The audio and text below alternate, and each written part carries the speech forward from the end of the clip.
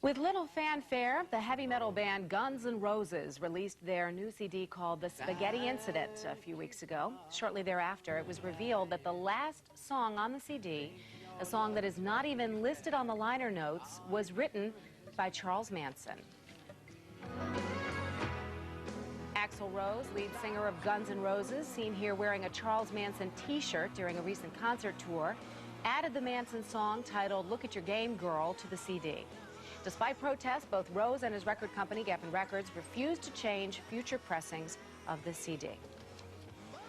One of those killed 24 years ago by Charles Manson and his followers was actress Sharon Tate. Her sister Patti Tate is calling for a boycott of all Geffen CDs and films, and for the Guns N' Roses CD itself. She is in our Burbank newsroom this morning, and good morning to you, Patti. Good morning. Before we begin, it is important to note that we invited representatives from both Geffen Records and Guns N' Roses to appear with us this morning. They declined. However, they did furnish us with a written statement on the matter, and they said in part, "It's my opinion that the media are enjoying making a big deal out of Guns N' Roses covering a song that Charles Manson recorded. However, if another band had recorded that song, it probably wouldn't have been of interest." Would it have been of interest to you, Patti Tate, regardless of who recorded the song? Oh, absolutely. It wouldn't make any difference who recorded it. It's still the same principle of what he's made Charles Manson out to be, which is a cult hero to these young kids, whether it was Axl or somebody else, just the same. What effect do you think this song could have on young people? Well, it's very frightening because you know, from what I've heard some young people speak about, you know, they think that Charles Manson is this really cool, weird guy, and this is what Axl Rose has allowed to happen.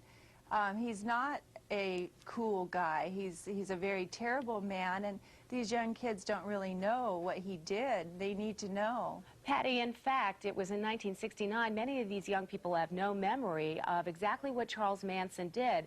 Your sister was pregnant. She was stabbed many times. Do you think people just don't know the details? Are you trying to get out those details? Yeah, the young kids don't know the details. They don't know what Charles Manson's all about. The killings are very heinous, but they have to remember what Charles Manson was about, and that was leading back in 1969, these young followers of his to their own demise by doing his dirty deeds.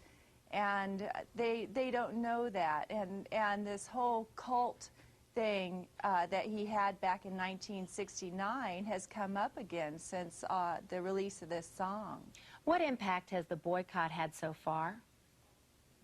Well, we haven't been able to come to any terms with Geffen Records. We plan to go on with the boycott. We've asked the law enforcement and victims groups, and we're asking the public to help us by writing Geffen Records, by faxing them. If you see someone on the street with a T-shirt of Manson, you know, let them know that this isn't right and this isn't cool. And hopefully we'll have an impact to where if another company comes up and does this with someone else, you know, maybe they'll think twice. I'm hoping that that's what it will do. Patti, are you concerned that there could actually be a backlash? This is a group with a bad boy image. Are you concerned that in your effort to have a boycott, you could actually make the song more popular and cause more people to hear it? Well, no, I don't think that I could do that. Or I think that the way they came out with the song did that already. You know, they waited until the very last minute to let the public know that this song was even on this album. So they started this in the very beginning with the release of this song. When the album came out, I know I heard about it on a Sunday, and the album was released on a Tuesday. So they made the big splash. I don't think that anything I can do will make it any bigger than what they did. Hopefully, if this song doesn't get cut from the album, from the soundtrack, maybe we can make a difference by what may happen in the future for other people or myself. Patti, finally, you've also worked to try to ensure that Manson and his followers stay in prison. Are you concerned that Manson could ever get out? No, I'm not concerned that Manson can get out. I think, you know, me included and a lot of other people, you know, we would have liked to have forgotten about Manson. But however, you know, here he is in the limelight again. I don't worry about him getting out. He's proved himself to be much too unstable of a person and of a prisoner to ever do that. And you know, nobody really wants him out. I think the public would join me in saying that, you know, we don't want him out. We don't want him as our neighbor or out there to do what he did back in 1969. Patti Tate, thank you very much for joining us this morning. Thank you very much.